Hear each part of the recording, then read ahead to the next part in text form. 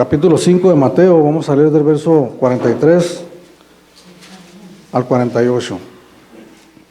Oíste que fue dicho, amarás a tu prójimo y aborrecerás a tu enemigo.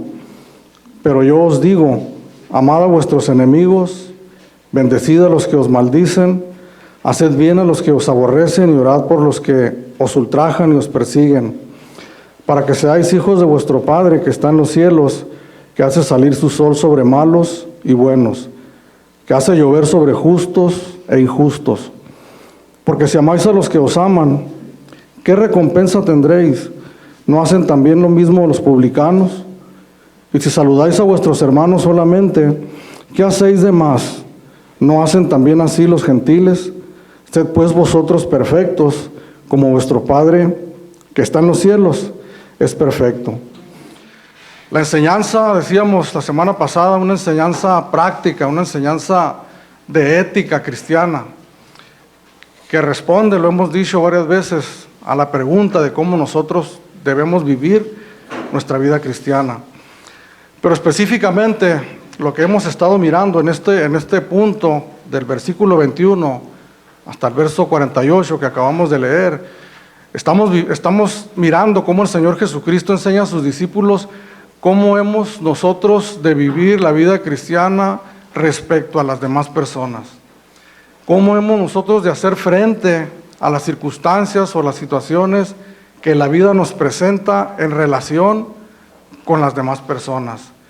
¿Cuál es nuestra manera de convivir o de mantener relaciones con otras personas?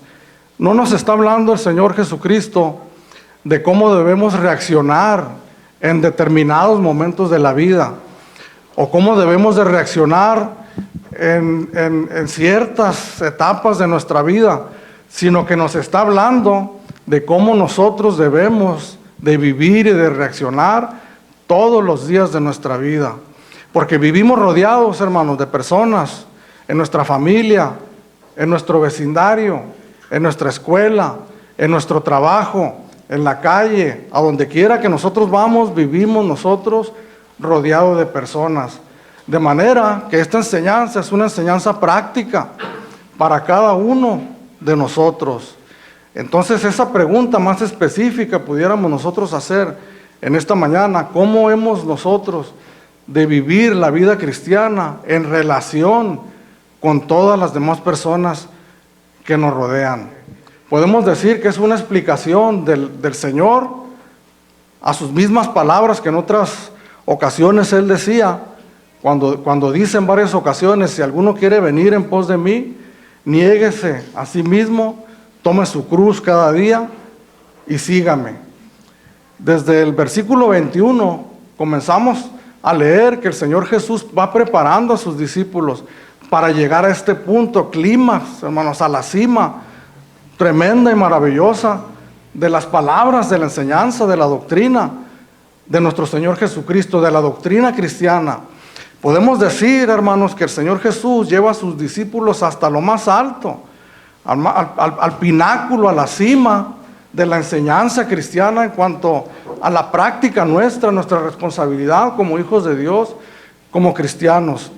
Entonces, en este punto el Señor Jesús los ha preparado ya para enseñarles esta enseñanza tan vital. En el versículo 21 pues, comenzó a enseñar el Señor a los discípulos que tenían que renunciar a la ira y al enojo con su prójimo, con sus vecinos, con sus hermanos, con sus conocidos, renunciar a la ira. En el versículo 27 nos habla que tenemos que renunciar, tenemos que morir a nosotros mismos, a nuestros deseos carnales, pecaminosos que hay todavía en nosotros como creyentes. Renunciar a las pasiones más bajas que todavía de repente se manifiestan en nuestro corazón. Tenemos que morir, tenemos que despojarnos a ello. Habla el Señor Jesucristo a partir del versículo 38, empieza a prepararlos ya más directamente y más específicamente a la negación al yo, al renunciar a los deseos de venganza, al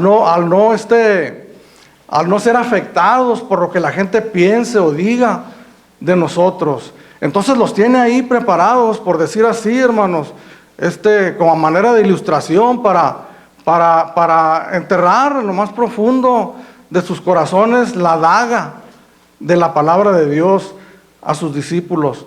Entonces en el verso 43, donde empezamos a leer, y que es una continuación de la enseñanza que miramos la semana pasada, que comenzamos en el verso 38, el Señor Jesús les dice: oíste que fue dicho, amarás a tu prójimo y aborrecerás a tu enemigo. Oíste que fue dicho. Hemos dicho que el Señor Jesús, cuando utiliza estas palabras, dice, la palabra de Dios que les enseñaron los antiguos decía así, pero además se las enseñaron de esta manera, de una manera equivocada, errónea. Entonces el Señor Jesús menciona un texto que está en Levítico capítulo 19, verso 18, que habían tomado los rabinos judíos, los escribas y los fariseos, para enseñar acerca de este punto de la relación con el prójimo. Y este texto dice así: no te vengarás ni guardarás rencor a los hijos de tu pueblo, sino amarás a tu prójimo como a ti mismo. Sin embargo, hermanos, no podemos mirar en este texto ni en ningún otro texto de la palabra de Dios lo que el Señor mencionó como la enseñanza de los escribas y los fariseos, y que ellos completaban y decían: y aborrecerás a tu enemigo. En ninguna parte podemos encontrar este texto junto: amarás a tu prójimo y aborrecerás a tu enemigo. Entonces, ¿de dónde ellos habían sacado esta enseñanza? Pues ellos habían tomado las enseñanzas de todo el Antiguo Testamento, donde Dios hablaba acerca del juicio a las naciones, del juicio a los enemigos de Dios. Entonces, ellos tomaban estas palabras de Dios para asumir que el mandamiento de Dios era aborrecer a sus enemigos. Ellos habían limitado tremendamente, hermanos, el amor al prójimo, limitándolo únicamente a unas cuantas personas y solamente al pueblo de Israel. Pero la verdad de las cosas es que mirando y escudriñando y profundizando bien, ni siquiera el amor ese abarcaba a todo el pueblo judío. Miramos en la Escritura que los judíos aborrecían a los publicanos y a los pecadores, que los judíos aborrecían a los ignorantes, a los que no conocían la ley, llamándolos malditos, ¿verdad? Esta gente es maldita porque no conoce la ley. Únicamente limitaban ese amor en la vida práctica, en lo real, no en lo que ellos decían o lo que ellos enseñaban, sino en lo real, en la práctica, en la realidad de sus vidas. Ellos limitaban el amor a unas cuantas personas, tal vez a sus familiares, a quienes le rodeaban en el círculo, ¿verdad?, más amplio, pero de ahí en fuera, hermanos, ese amor estaba ausente. ¿Qué podemos decir del amor a los enemigos que enseñaba nuestro Señor Jesucristo, que vamos a mirar más adelante? Entonces en el verso 44 el Señor dice: pero yo os digo. ¿Qué expectativa habían los discípulos cuando escuchaban otra vez esta frase, verdad? Que mencionaba: esto es lo que les han enseñado, pero yo les digo. Creo yo, hermanos, que ellos al escuchar estas palabras ya se sentían de alguna manera la expectativa, pero de alguna manera pensando que nos irá a enseñar el Señor ahora. Porque la enseñanza iba en aumento, hermanos. La medida era cada vez más alta. Los requerimientos de la palabra, de la enseñanza de nuestro Señor Jesucristo cada vez era más alta. Entonces nosotros, al estar escuchando esta enseñanza, pues sin duda alguna, hermanos, y que hemos leído estos versículos, sin duda alguna nos damos cuenta que de ninguna manera el Señor baja la medida, sino que la aumenta aún más. Entonces ellos estaban escuchando por primera vez esta palabra. Era la primera vez que escuchaban estas enseñanzas que no eran nuevas, hermanos, pero que a ellos les sonaban nuevas en sus oídos. Porque había muchos años ya que habían distorsionado la verdad de la palabra de Dios, que la habían cubierto con muchos mandamientos de hombres que Dios no había dado. Entonces ellos habían crecido por muchos años escuchando una manera de la palabra, lo que ellos pensaban que era la palabra de Dios. Y a escuchar estas cosas nuevas que nuestro Señor Jesucristo les enseñaba, ellos pensaban que eran enseñanzas nuevas. Pero recordemos lo que dijo nuestro Señor Jesucristo anteriormente: yo no he venido para abrogar la ley, no he venido para abrogar, si no he venido para cumplir la ley? Entonces lo que el Señor está haciendo es simplemente volviendo a las sendas antiguas, volviendo a la verdad de la palabra de Dios. Esto es verdaderamente lo que Dios enseña. Esto es lo que dice el Señor cuando dice estas palabras: pero yo os digo, amad a vuestros enemigos, bendecid a los que os maldicen, haced bien a los que os aborrecen, y orad por los que os ultrajan y os persiguen. A partir de allí, hermanos, los discípulos de nuestro Señor Jesucristo tenían que prepararse, irse preparando para vivir una vida que ellos no conocían. A partir de ahí, los discípulos de nuestro Señor Jesucristo tenían que irse preparando para escuchar enseñanzas que nunca habían escuchado. A partir de ese momento, los discípulos de nuestro Señor Jesucristo se tenían que ir preparando para practicar una doctrina que nunca habían escuchado, que nunca habían practicado y que nunca habían visto a nadie jamás practicar. Ni siquiera, hermanos, tenían el ejemplo todavía de nuestro Señor Jesucristo de haber ido a la cruz del Calvario por ellos, a morir por sus pecados, porque estaba empezando el ministerio de nuestro Señor Jesucristo. Pero más adelante iban a tener el ejemplo maravilloso y glorioso en la persona de nuestro Señor Jesucristo, en la máxima expresión del amor a los enemigos, yendo a la cruz del Calvario por todos ellos. Porque debemos de saber, hermanos, que todos nosotros éramos enemigos de Dios.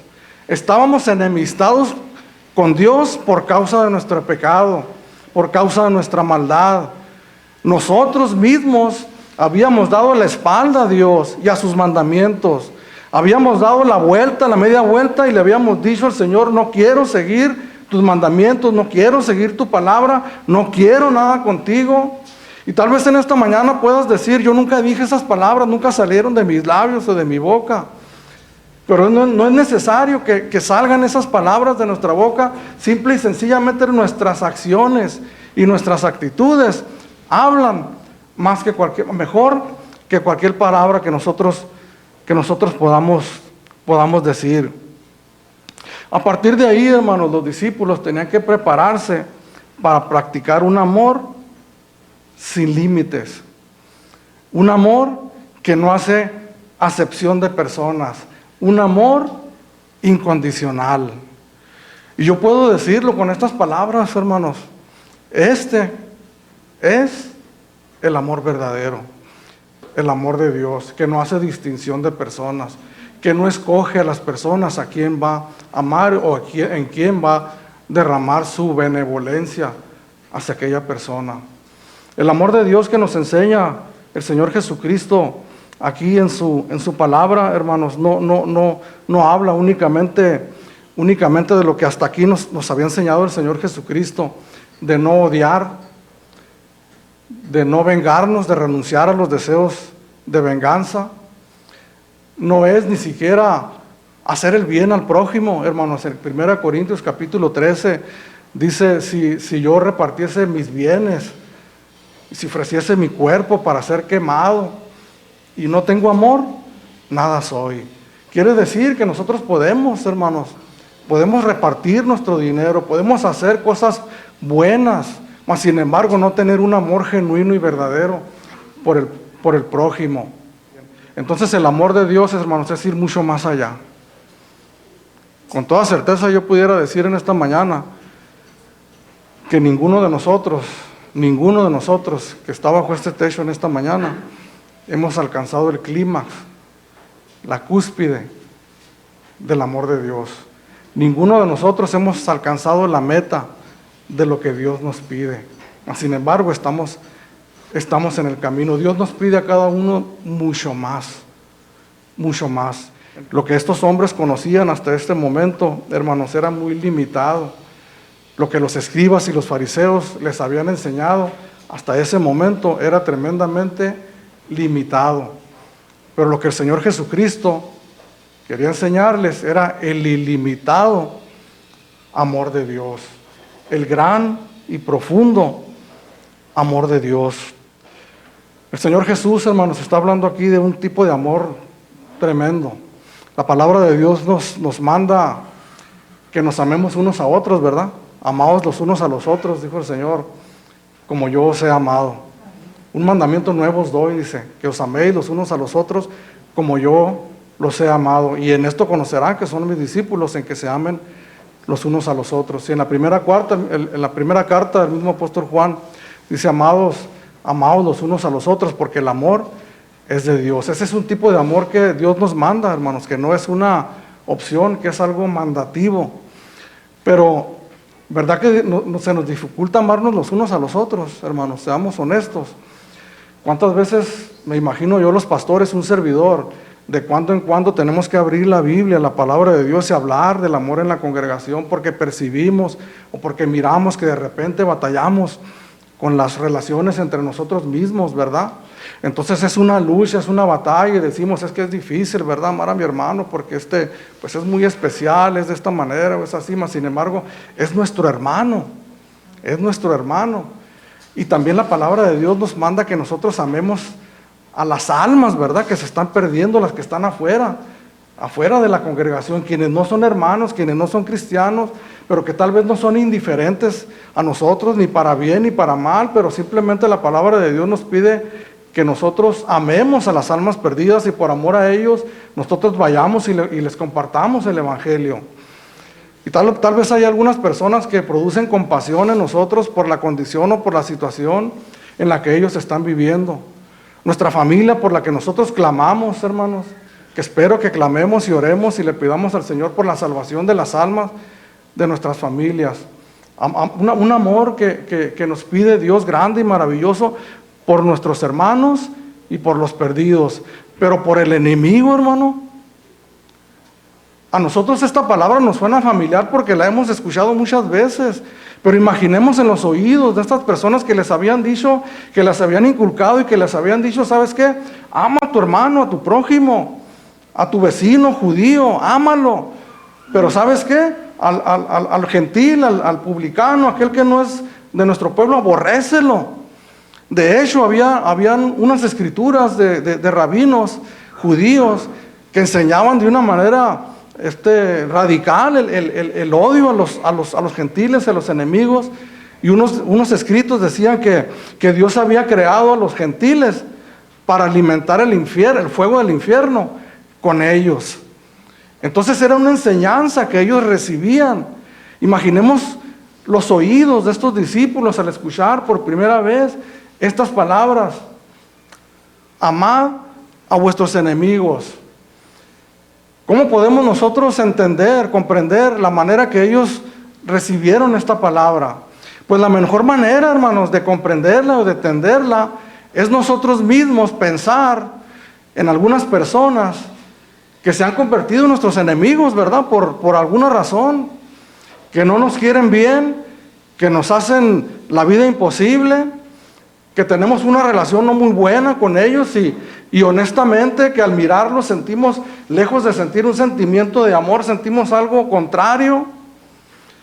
Entonces, para entender cómo estos discípulos recibieron estas palabras, nosotros nos imaginemos o nos paremos en la realidad de que esta es la palabra de Dios y nos está diciendo a nosotros en esta mañana: ama a esas personas, ama a tus enemigos. ¿Cómo recibimos esa palabra nosotros? Entendiendo, hermanos, que no es una opción, que no es algo en que nosotros podemos decidir si lo hacemos o no lo hacemos.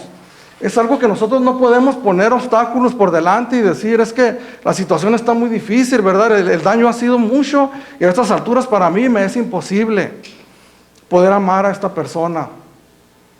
Pero esto no es lo que el Señor Jesucristo nos presenta aquí, una opción, sino un mandamiento: amad a vuestros enemigos. Dios, hermanos, nos demostró su amor con nosotros de una manera incomprensible. Cuando nosotros pensamos en el amor de Dios derramado en nuestras vidas, podemos entender que es un amor incomprensible. Es el canto que entonaban nuestros hermanos, el último canto. Una frase que dice: no merecía tu perdón. No merecía tu perdón. ¿Quién de nosotros en esta mañana podemos decir, quién de nosotros, hermanos, podemos decir que hemos accedido a la gracia y a la misericordia de Dios por algo bueno que nosotros hayamos hecho. ¿Quién de nosotros podemos decir, nos podemos jactar que podemos ser partícipes de la gracia y de la misericordia de Dios, de podernos parar delante de Él, poder levantar nuestras manos, poderle adorar, poder descansar en Él? ¿Quién de nosotros podemos decirle que eso ha sido a causa de algo bueno que haya habido en nosotros?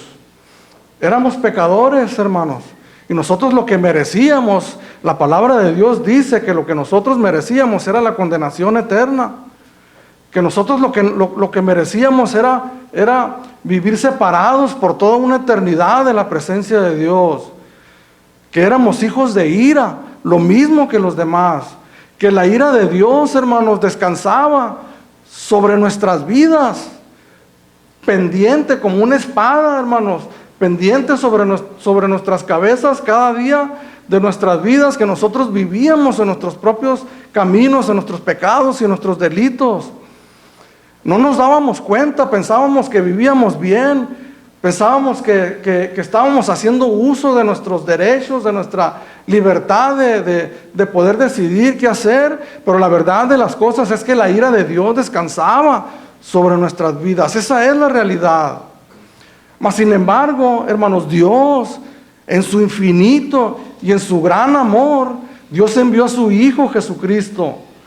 Juan 3:16 dice, porque de tal manera amó Dios al mundo, que ha dado a su Hijo unigénito, para que todo aquel que en Él crea no se pierda, mas tenga vida eterna. En el verso 45 podemos leer nosotros, que dice el Señor, dice, para que seáis hijos de vuestro Padre que está en los cielos, que hace salir su sol sobre malos y sobre buenos, y que hace llover sobre justos e injustos. Es decir, hermanos, que Dios en su gran amor envía bendición sobre el que la merece y el que no la merece.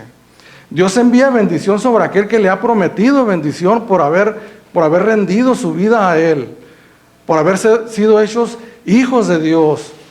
Dios envía su bendición cada día a esas personas, pero también las envía a aquellos que le dan la espalda a Dios, hermano. Dios hacía salir su sol sobre mi vida, bendición sobre mi vida inmerecida cuando yo le aborrecía. Cada mañana que me levantaba y daba mi primer paso, lo primero que hacía era volverle las espaldas a Dios y caminar como yo quería caminar, disfrutando de toda la creación que hay en este mundo por el amor y la benevolencia de Dios. Tenemos que entender esto, hermanos, que sí, que Dios nos ama a todos. Como decimos, Dios ama al pecador, pero aborrece su pecado. Tenemos que distinguir y entender que estábamos en problemas con Dios, que si moríamos en esa condición, o que si hay alguien en esta mañana que no se ha amistado con Dios y que muere en esa condición, va a ser receptor de la ira de Dios, de la condenación eterna por vivir en esa condición. Mas sin embargo, en el libro de Lamentaciones, capítulo 3, verso 22, dice, por las misericordias de Jehová no hemos sido consumidos, porque nunca decayeron sus misericordias, nuevas son cada mañana.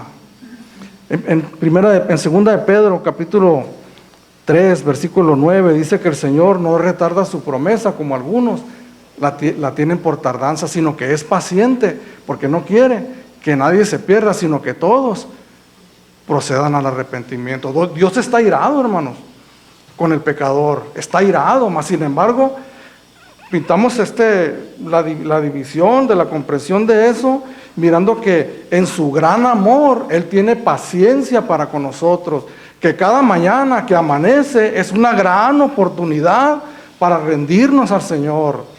Que cada mañana que nosotros aspiramos, respiramos aire nuevo, es una manifestación de la misericordia de Dios. Que aunque yo le he rechazado, que aunque yo no quiero nada con Él, y que Él está irado conmigo, pero en su gran amor, Él me da la oportunidad un día más de que yo le pueda conocer. Es por eso que el Señor nos pide que nosotros amemos así a nuestros enemigos. sabiendo que están bajo condenación, pero sabiendo que se van a perder, sabiendo que están bajo una condenación, sabiendo que la espada pende sobre sus cabezas. Entonces nosotros en ese amor y en esa misericordia, nosotros tenemos que tener un amor práctico para con ellos.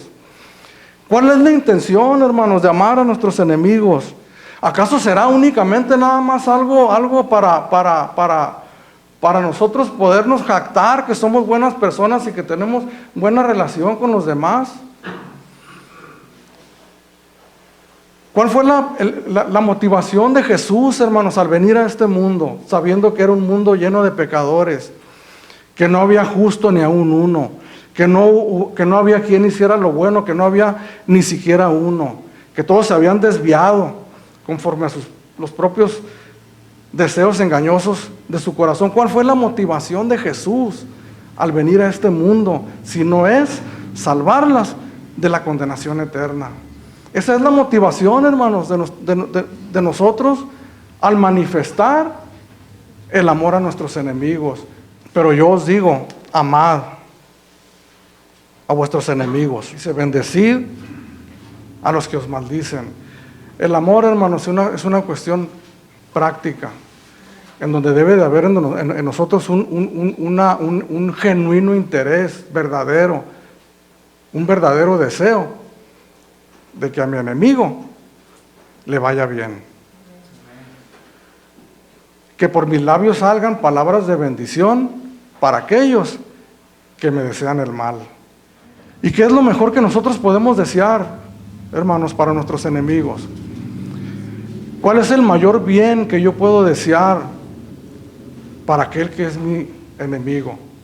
El mayor bien que nosotros podemos desear para nuestros enemigos, aquellos que se han constituido como nuestros enemigos, es que ellos conozcan al Señor Jesucristo como su Señor y como su Salvador. Porque al yo pensar, hermanos, ¿por qué la actitud de esta persona? ¿Por qué la violencia? ¿Por qué el odio? ¿Por qué el rencor? ¿Por qué su corazón destila amargura hacia mí o hacia mi familia o hacia algunas personas? ¿Por qué? Entonces, al yo entender por qué y al entender que la causa principal es el pecado que hay en su corazón, entonces eso empieza a generar en mí, a través del conocimiento de la palabra de Dios, de lo que el Señor nos enseña, empieza a generar a mí compasión. Porque recordemos que la palabra de Dios aquí en el Sermón del Monte nos dice, bienaventurados los misericordiosos, porque ellos recibirán misericordia. ¿Misericordia con quién, hermano? ¿Con el que me cae bien? ¿Con aquel que es fácil de amar? Decía la semana pasada, con los que decimos la frase, peritas en dulce. Yo voy y evangelizo a aquella persona porque me cae bien, porque me llevo bien con esa persona, porque le deseo el bien. Me siento triste de que esté en pecado. Pero el Señor nos lleva más allá a desear el bien para nuestros enemigos, hermanos. Aquellos que son de difícil trato para nosotros. Aquellos que muy posiblemente, cuando nosotros vayamos delante de ellos, probablemente nos crucen la mejilla derecha de un manotazo. Pero que nosotros estemos dispuestos no solamente a renunciar, a desquitarnos, sino que estemos dispuestos aún que nos den otra bofetada en la mejilla izquierda, con tal de ir y decirle que Cristo es la solución para su pecado y para su amargura. El amor que nos pide Dios, hermanos, es un amor práctico que nos lleva a un objetivo, que es la salvación de las almas. Fíjese lo sencillo de la palabra de Dios, pero lo radical y lo puntual y lo objetivo, que no nos deja lugar a dudas a nosotros, que no nos deja meditando qué será lo que el Señor me ha querido decir. Porque simplemente nos dice eso: haz bien a los que te odian. No seas vencido de lo malo, sino vence con el bien el mal. Y orad por los que os ultrajan y os persiguen. Todos nosotros tenemos un tiempo de oración, ¿verdad? Todos nosotros practicamos la oración como cristianos que somos. Y honestamente, hermanos, al pasarnos por el filtro de la palabra de Dios, y al estar meditando yo en la palabra de Dios, en los motivos de mi oración. Casi siempre yo comienzo orando por mi familia, por los que no conocen al Señor, y clamo yo al Señor por salvación para ellos, ¿verdad? Creo que quienes hemos conocido la salvación del Señor es una de las peticiones que tenemos, ¿verdad? Más a primera mano por nuestras familias, por nuestros hijos, por nuestros hermanos, y de ahí nos vamos abarcando, ¿verdad? Por la congregación. Pero siendo honestos, hermanos, yo encontré que en mi tiempo de oración no tengo un apartado, yo, para orar por mis enemigos. Para aquellas personas que son de difícil convivencia para mí.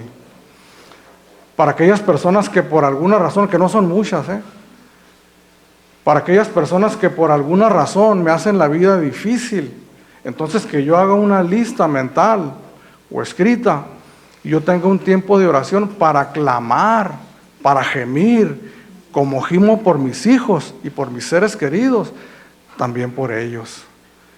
¿Cuántos de nosotros oramos por estas personas? Porque amar a nuestros enemigos, estamos diciendo, son cosas prácticas. Tenemos que bendecirlos, tenemos que hacer el bien a ellos y tenemos que orar a ellos, por ellos.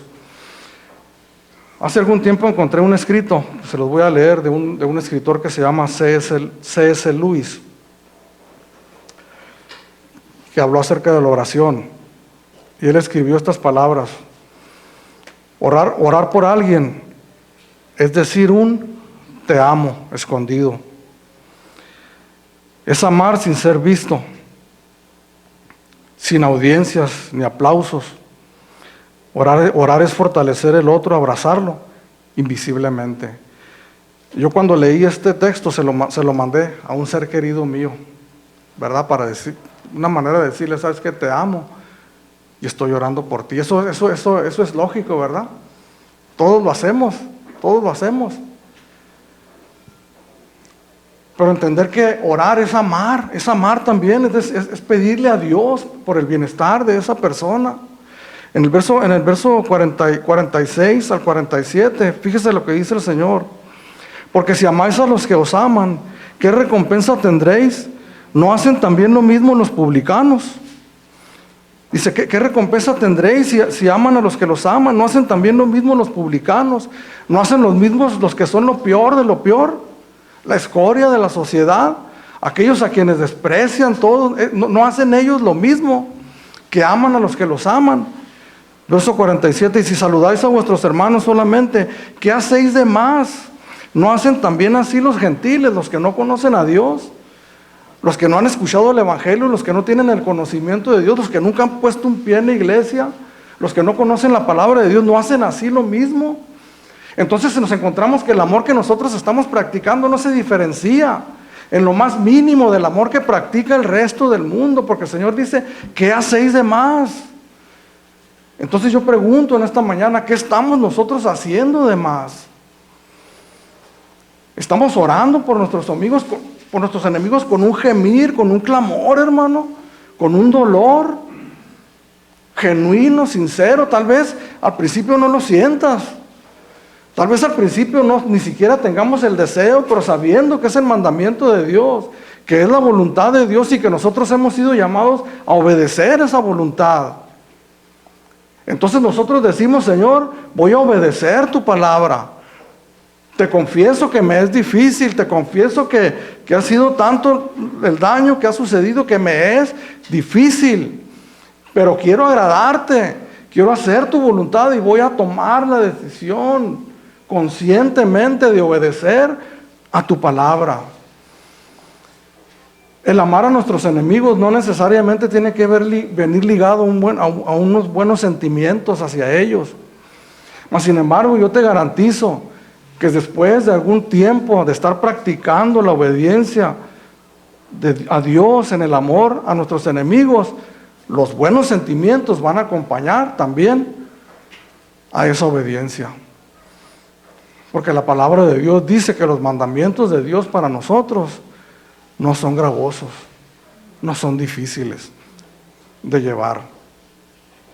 Hablábamos al principio, hermanos, de esta enseñanza, que la enseñanza cristiana En general, en particular, la enseñanza del Sermón del Monte marca una diferencia. Una de las definiciones que algunos dan a la santidad es ser diferentes. Todo el mundo odia, todo el mundo paga mal por mal, todo el mundo corresponde, ¿verdad? De la misma manera. Sí, pero nosotros no somos todo el mundo. Nosotros somos hijos de Dios. Hijos de Dios. Y aquí pudiera yo decir verdaderamente, hermanos, aquí yo no he escuchado a nadie que utilice estas palabras para decir: soy hijo de un rey, soy una princesa, una hija de un rey. Utilizamos esas palabras cuando queremos bendición material, cuando pensamos que merecemos ciertas cosas materiales, entonces sacamos a relucir los derechos que tenemos nosotros como hijos de un rey. Pero difícilmente sacamos a relucir las obligaciones que nosotros tenemos como hijos de un rey, que es obedecer la palabra, perdóneme la expresión, nos guste o no nos guste. Algo que se produce en el corazón de un cristiano es un genuino deseo de agradarle a Él, de llegar delante de Él en olor grato y en olor fragante. Llegar delante de Dios después de haber luchado conmigo mismo, de haberme negado a mí mismo y haber obedecido a su palabra. ¿Cómo nos recibirá el Señor en aquel día, hermanos? ¿Cómo nos recibirá cuando llegue el día que nosotros lleguemos delante de su presencia, el Señor nos permita la entrada a su presencia y nos diga: bien, siervo fiel, en lo poco me fuiste fiel, en lo mucho te pondré? ¿Cómo nos sentiremos nosotros cuando escuchemos esas palabras? Cuando estábamos en la escuela, hermanos, y después de un esfuerzo de haber hecho una tarea y que el maestro nos ponía una buena calificación, nos ponía una calcamonía, una estrellita, un buen comentario, ¿cómo nos sentíamos? Es una motivación llegar delante de Dios un día, hermanos, y poder escuchar esas palabras, entendiendo que no vamos a llegar allá por lo que nosotros hicimos, sino por su gracia y por su misericordia, pero entendiendo también que tenemos nosotros, hermanos, un compromiso aquí en la tierra que cumplir.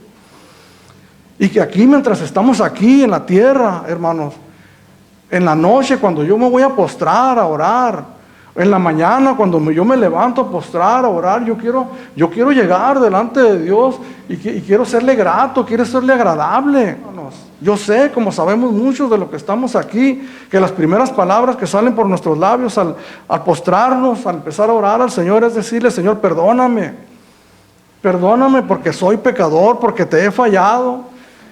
Y no lo hacemos porque simplemente la Biblia dice que somos pecadores, sino porque en la experiencia personal nosotros experimentamos verdaderamente que hemos pecado y llegamos delante de Dios y le decimos: perdóname, porque fallamos y pecamos. Mas sin embargo, eso nos habla de que hay un deseo, hermanos, en nosotros como creyentes, de poder llegar delante de Él y ser gratos, ser de olor fragante para el Señor, y que en ese momento podamos nosotros sentir las palabras del Señor, sentir su mano, tal vez, hermanos, de una manera figurada, su mano en nosotros, diciéndonos: bien, siervo fiel, bien. La medida, hermanos, es alta que nos pone nuestro Señor Jesucristo, pero no puede ser de otra manera,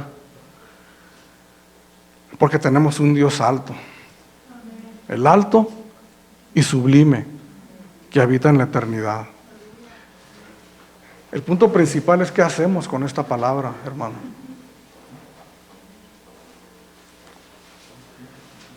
¿Qué hacemos con la palabra de Dios? ¿Qué hacemos cuando nosotros comprobamos sin lugar a dudas que lo que estamos leyendo, que lo que estamos escuchando, que lo que estamos hablando es palabra de Dios? Y solamente hay dos cosas que podemos hacer. desechar las palabras de Dios, ponerlas en duda, que es lo mismo que rechazarlas, o decirle, Señor, heme aquí, ¿qué quieres que yo haga? Segunda de Corintios capítulo 5, verso 14 al 20. Porque el amor de Cristo nos constriñe. Esto significa que el amor de Cristo nos impulsa. El amor de Cristo nos obliga. La vieja naturaleza carnal, la naturaleza carnal no quiere. Porque es una medida muy alta para mí de lo que yo antes conocía, de lo que yo sabía. No, esto debe estar mal, no. Pero el amor, si hemos experimentado verdaderamente el amor de Cristo nos impulsa, nos obliga, nos controla. ¿Qué nos motiva? Amar al enemigo no son nuestros buenos sentimientos, no son nuestros buenos deseos. Es el amor de Cristo que ha sido derramado en nuestros corazones por el Espíritu Santo que nos ha sido dado. Es el amor de Dios, hermanos, que no podemos conocer en su totalidad, que somos llamados a indagar, a investigar, a experimentarlo en la mayor posibilidad que nosotros podamos, pero sabiendo que jamás lo vamos a comprender en su totalidad mientras estemos de este lado del cielo. Pero que más sin embargo sabemos que tenemos que andar en Él, que tenemos ese amor incomprensible en nuestros corazones, ese amor que no podemos medir, que no podemos ver, que no podemos palpar, pero que verdaderamente Dios nos dice en su palabra que Él lo ha derramado sobre personas que no lo merecían, sobre personas que éramos aborrecedores, que aborrecíamos a las personas, que aborrecíamos a Dios. Sobre esas personas Dios ha derramado su amor y nos ha dejado listos para que nosotros podamos cumplir con las expectativas que Dios tiene para nosotros. Porque el amor de Cristo nos constriñe, pensando esto, que si uno murió por todos, luego todos murieron.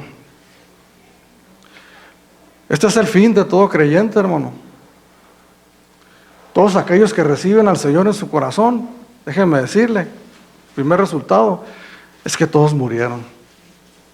A los deseos de la carne, a la vanagloria de la vida, al vivir para sí mismos, al egoísmo, todos morimos. Y por todos murió, para que los que viven, después de haber muerto y haber recibido la vida del Señor, ya no vivan para sí, sino para aquel que murió y resucitó por ellos. De manera que de aquí en adelante nosotros a nadie conocemos según la carne.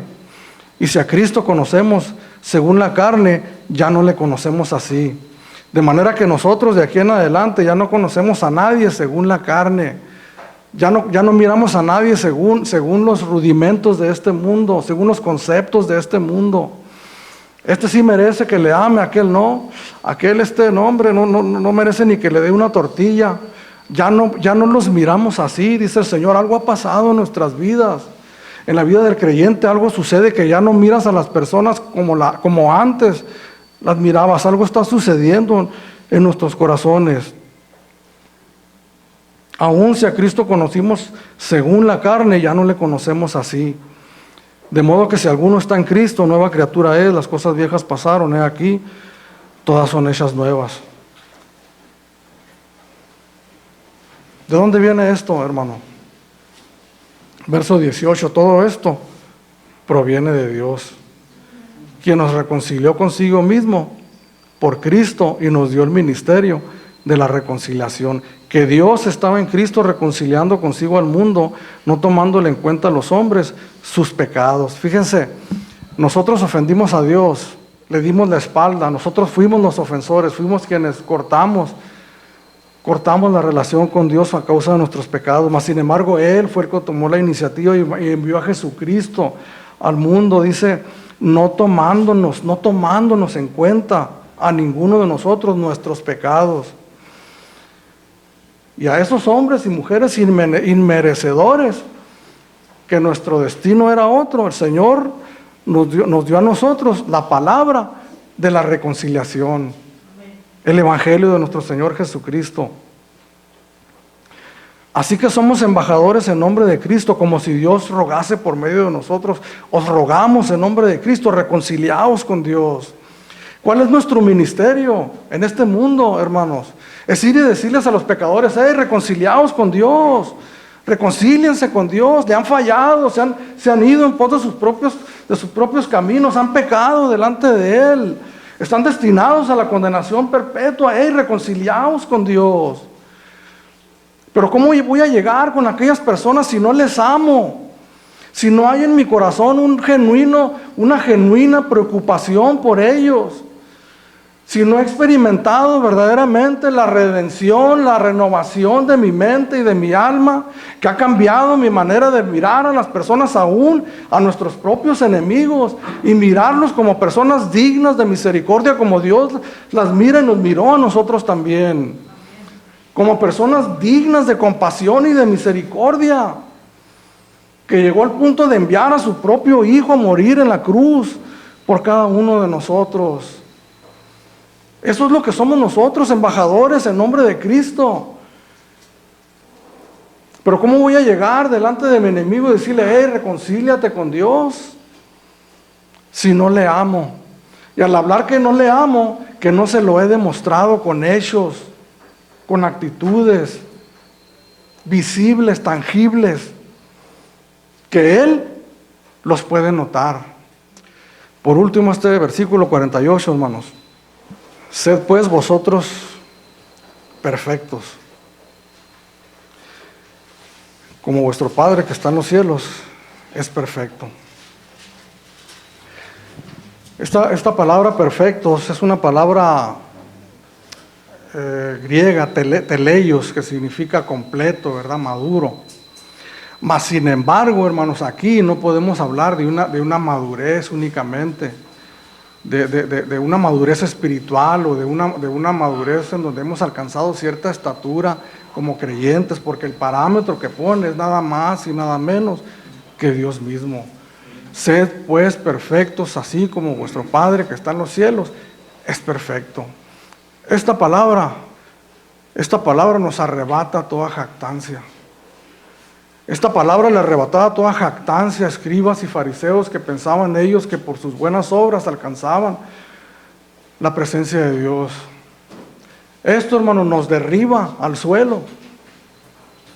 Nos derriba al suelo, mirando la realidad de nuestra vida, hermanos, que estamos tan necesitados de Dios, que estamos tan lejos de esa perfección que el Señor ha descrito aquí en estos versículos, y que al pedirme Dios esa medida tan alta, yo únicamente lo que puedo es clamar, bajar mi cabeza y postrarme rostro al suelo y decir: Señor, ten misericordia de mí.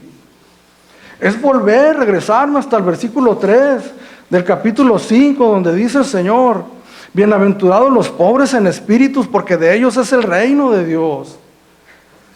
Es entender, hermanos, que no porque en el versículo 3 ya pasamos esa enseñanza, eso quedó atrás. Es donde todos los días de mi vida yo tengo que reconocer mi pobreza espiritual, que habito en un cuerpo de carne pecaminoso, que me impide avanzar como yo quisiera.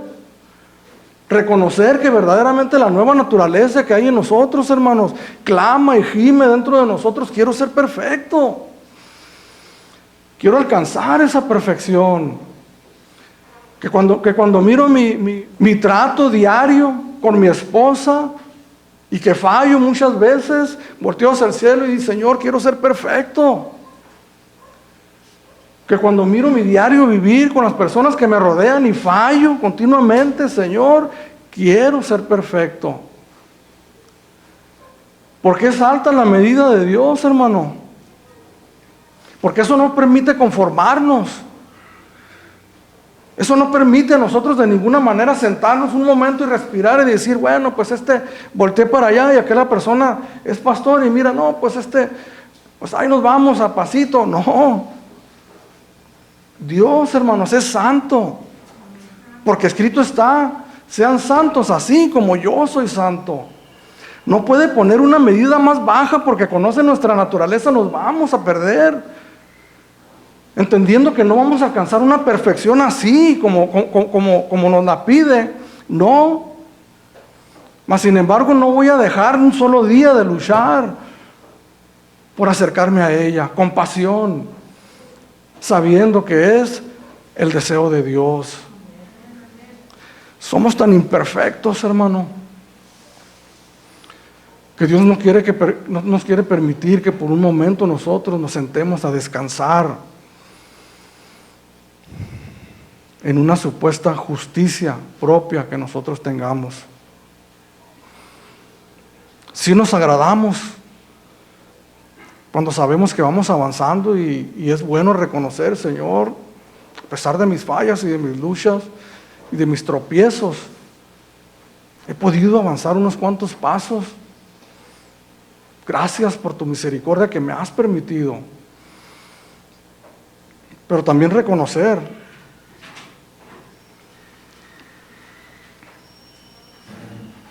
como dijo el apóstol Pablo, que no lo hemos alcanzado todavía. Y que eso nos ayuda también, como el apóstol Pablo, a extendernos hacia adelante y no mirar para atrás. Extendernos hacia adelante, hacia la meta del llamamiento supremo, que es en Cristo Jesús.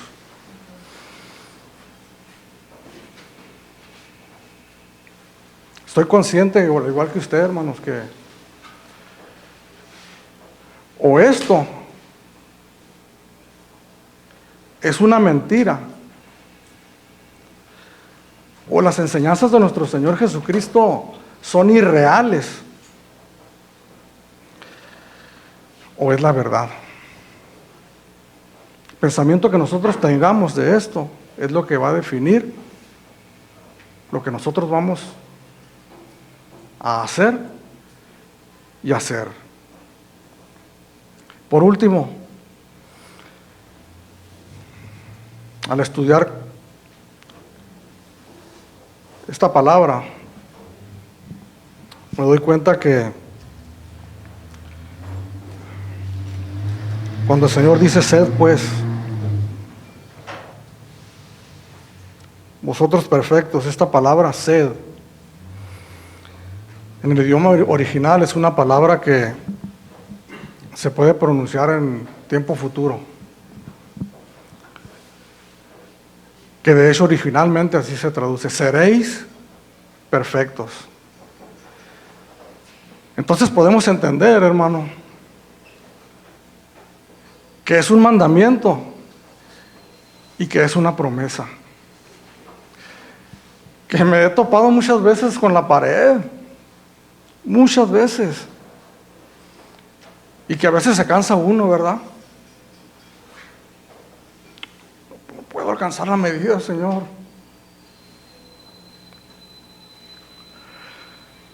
Pero qué alivio que pueda entender que es una promesa. Que el Señor nos dice a cada uno de nosotros que si Él te llamó, seréis perfectos. Seréis perfectos. Que un día cuando lleguemos a la presencia de Dios y le miremos cara a cara y le miremos tal y como Él es, nosotros seremos semejantes a Él. Mientras llegue ese día, nosotros vamos caminando hacia allá. Como el texto que hemos mencionado muchas veces. La senda del justo es como la luz de la aurora, que va en aumento hasta que el día es perfecto. Pero no olvidemos también, hermanos, que es un mandamiento. Cuando miramos las enseñanzas de nuestro Señor Jesucristo, en los evangelios, cuando estudiamos sus palabras de Él, todo es la palabra de Dios, pero cuando leemos y estudiamos las enseñanzas de Jesús, podemos entender entonces por qué la doctrina de nuestro Señor Jesucristo no era popular. Eran populares los milagros, la multiplicación del pan y de los peces. Por eso le seguían las muchedumbres.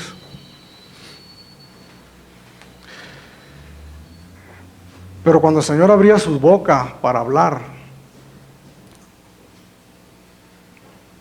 el número de personas se recortaba drásticamente.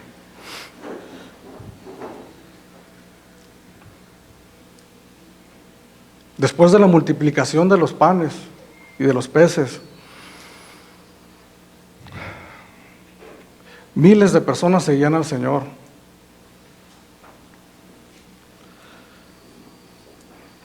Porque querían hacerle rey. Pero cuando el Señor empezó a hablar, hermano, estas personas dijeron, dura es esta palabra. Y a partir de ahí muchos dejaron de ser sus discípulos. No discípulos verdaderos que habían abrazado la fe de corazón, sino discípulos ocasionales llevados por la emoción y por lo que miraban. Cuando volteó con sus apóstoles, les dice, Señor, ¿ustedes se quieren ir también?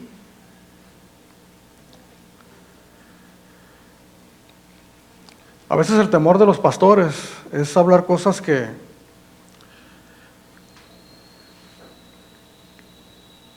puede hacer que las personas digan, no, pues esto Escritura es esta palabra, ¿no?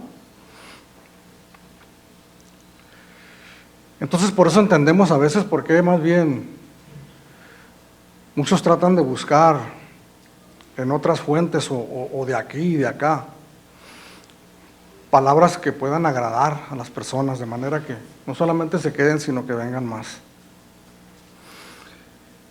Pero esta no era la preocupación del Señor. Quedaban poquitos y todavía les dices, ¿ustedes se quieren ir también? Pero hay una parte en la Biblia, hermanos. El Señor dice, mis ovejas oyen mi voz y me siguen.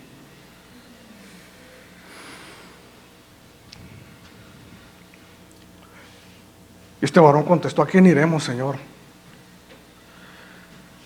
Si solamente tú tienes palabras de vida eterna. Hay palabras efímeras que causan un efecto efímero, hermano. Yo lo he experimentado, que me levantan, que me hacen flotar como en una alfombra mágica. Pero que cuando llega el tiempo de su duración, me dejan caer. Cuán largo soy en el suelo, para darme cuenta de la irrealidad de aquellas palabras. Pero estas palabras son palabras de vida eterna. Amén. Amado Dios, soberano Rey,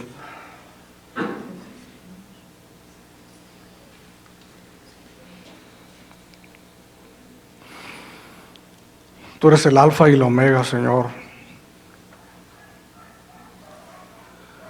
Tú eres el principio y el final.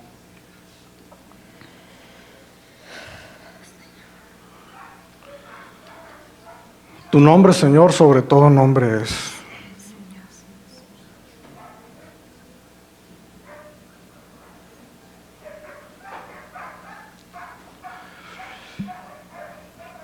¿Quién podrá resistirte, Señor, a tus palabras? ¿Quién podrá contender contra ti?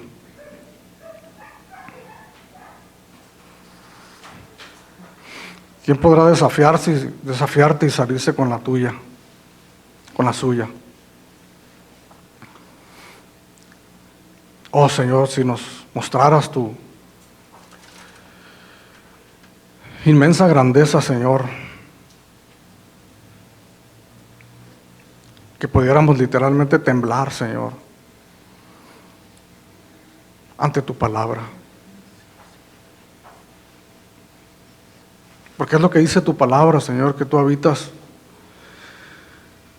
con el humilde y con el quebrantado de corazón.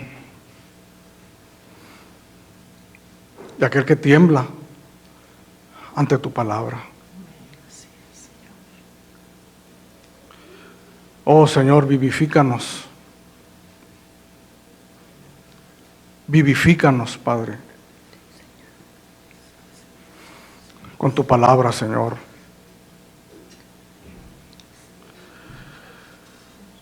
Señor, podemos reconocer estas enseñanzas como enseñanzas fuera de este mundo, Señor, que descendieron del cielo literalmente en la persona de tu Hijo Jesucristo,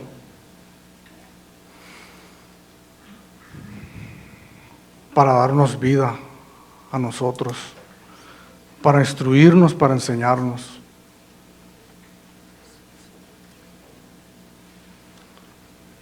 Vivifica esta congregación, Señor. Que amemos, que deseemos, que anhelemos conocer más de ti a través de tu palabra, Señor.